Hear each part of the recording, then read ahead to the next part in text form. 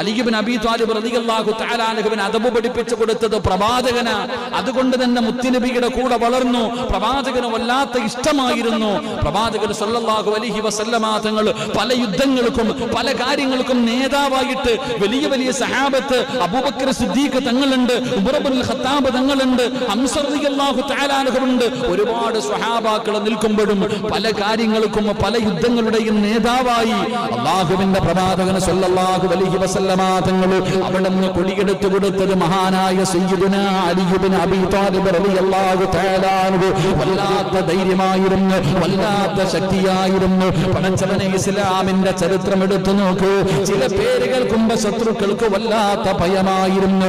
മഹാനായ സയ്യിദുനാ ഉമർ ഇബ്നുൽ ഖത്താബ്, ആ പേര് കേൾക്കുമ്പോഴേ ഇബദാ ശത്രുക്കൾക്ക് വല്ലാത്ത പേടിയായിരുന്നു.